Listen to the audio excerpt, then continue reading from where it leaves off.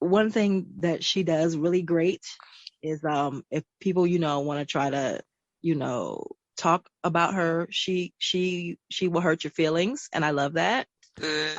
She will hurt you verbally, not physically. So that's great. I'm like, yes, you get them. You tell them, and I tell her, and I tell her things that you could say this about them because I know these kids.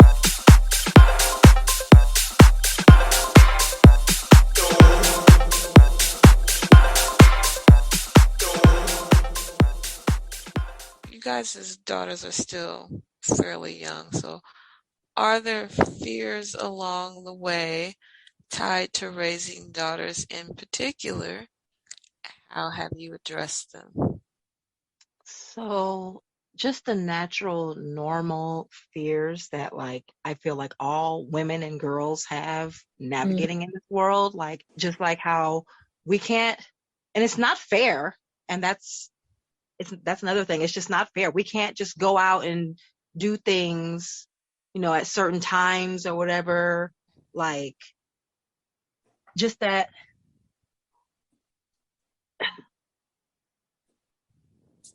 it's gonna make me cry, and it's so stupid. Don't cry. Oh my God. Um, just like with this whole everything on the social media, like um, it makes me sad because everything is there's so much perfection being displayed Mhm. on social media, and it's not real, and these Yeah. kids don't know that, or they don't think about it not being real, like all these perfect pictures you see, that's not real life. Yeah. And it eats at their self-esteem. And it's just like I had to tell her, like, that's not real. Like, they don't It look like they don't look like that. took them Their life 3 weeks to get that photo. Mhm. their life isn't perfect, like, and it's just they these kids are so just their whole self-esteem is just wrapped up in this stuff. And I hate it that I don't want to take that away from her, because with the pandemic and stuff, that's all they had was to Yeah. be able to keep in contact with their friends, was to start getting on social media and Oh, stuff. that's so scary. And Oh, so now yeah. that they're in Damn. it, but Damn it, man. yeah. So it's just I hope that it gets better. I don't know, but it's this is normal fears that girls have, that we don't want to get hurt and assaulted and all that stuff. It's just it's a lot. But I'll pass the mic. Okay. Well, yeah, there are definitely fears tied to raising daughters because I am a woman. I do read quite often, and I see the stats, and I see how the world is becoming more and more unkind towards women. And and a big part of it is social media and the rise of incel culture, and it's trying to protect her. And that's the thing, I know I'm not going to always be able to protect her from her peers, because this is the thing, a lot of these kids, while I may be doing everything that I can do as a parent, it doesn't mean, it means very little if the kids that would harm her do not have parents who are like me. Yes. So yeah, I do have, very real concerns with my child. She is, she's like me in a lot of ways, but she still has that, that sweetness, that trusting nature. Yeah, she's It still a hasn't, baby. exactly. She's still very much a baby, somewhat, sheltered, but I do have conversations with her about, things that are or not appropriate, and how if she's ever uncomfortable, don't let anybody, because, predators can sense it and they will feed on that kind of stuff. So I do have to give her, careful little things, and she was like, hey, why do you don't have to, you don't have to walk me to the bus stop every day. And I'm like, okay, I know. And I'm like, so you can go, I let her go out, a couple of minutes ahead of me. And then and I show up. So I'm always there and I let her get off the bus, You are from, my mom. Oh my I let her get off the God. bus and walk herself home. But that's only because I can see the stop. Like I can hear it when it pulls up. I can see the stop from my office and from my bedroom. Sometimes I'll go hang out on the balcony and just wait for her, as she's walking up. Because and the reason I am this way is because like I was actually not as obsessive about it. And then one day my sister-in-law and I were talking, and she's like, I am, because she's very much like me, but very anxious as well. And she's like, at the end of the day, if something happens to her, yeah, you can beat the shit out of the person, you can kill them, you can have them arrested, you can do all of these things, but at the end of the day, your child experienced that trauma, and there is no undoing it. And I was like, you know what? That's valid as fuck. Vigilance it is. Yeah. Like, so my child, she doesn't get to be around people that may be, questionable.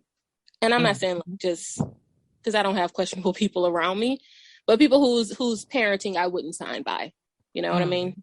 Like if I wouldn't trust you to parent her, she can't be around you. I'm sorry. Yeah. Okay. Because people allow certain things in their household that I'm not going to tell anybody how to raise their kid, but I will say, no, not mine. Right. Like we have technology limits. I have limits even on my own phone for apps and toys, so that I'm not looking at a screen all day. And I know there are some people whose kids are just allowed to have unlimited time, no parental blocks, no anything. It's just free reign. And I'm like, yeah, that might work for you, but it don't work for me, because I want to be able to have these conversations with my child about what is or isn't appropriate. And I don't want her to be desensitized to things that she should not be desensitized to. And that's a good lead into my next question, which is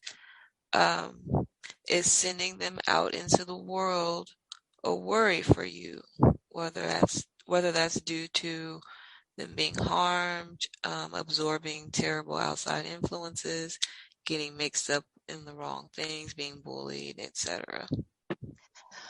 Woo, all right. Okay, so like, the worry, it does kind of come and goes, but it's always there, like always there. And it's kind of, it, of course, in the beginning, like when she was 5 and just starting kindergarten, of course you're just like, oh, my baby. So then, but that now, she's in the 7th grade, and I see how she handles herself in situations, because of course mom is not always going to be there. So like, she'll tell me about things that happens. She's never been in a physical fight, which is great. Good. Because 7th grade for me, that was the worst school year of my life. I had gotten into a couple of fights that other people started with me. So I was really, really nervous about her starting 7th grade, just because I was like, oh, 7th grade was the worst year of my life. But so far, so good. But what was I gonna say? Okay, yeah. But, one thing that she does really great is if people want to try to talk about her, she will hurt your feelings, and I love that. Good. She will hurt you verbally, not physically, so that's great. I'm like, yes, you get them. You tell them, and I tell her, and I tell her things that you could say this about them. Because I know these kids' parents. I'm like, you can say this, say I that. wrote, Oh my God. But so far so good. She's been handling herself well. And that's also because of she's a different kind of kid. So she doesn't do things that other kids in her demographic does, if that's safe to say. Like she's a theater kid. She's a singer, she's a high honor roll student. Like she's on her business. So some kids like try to talk about her, saying that she's weird and all this stuff. And she's like, fine, I'll be weird. Yes, So yeah, that is a good shield for her. what'd you say? I said that weirdness is going to be a good little shield for her. Yeah. So the worried, it's always going to be there a little bit, but so far so good. I'm not too worried, but there's always going to be that in the back of your mind and in the front too. You're always going to be concerned, but so far, we're doing good. Okay, good. Shan. Yeah, it is. Like Portia, it's a worry. And, I touched on this earlier, but I'm like, I have no doubt that I'm raising, my child properly, and I'm raising a good kid. And, that she's not going to be another asshole out in the world. But I also know that everybody isn't doing that. Mm-hmm. I know that she could someday be someone's target for one reason or another, or no reason at all. These are things that I know.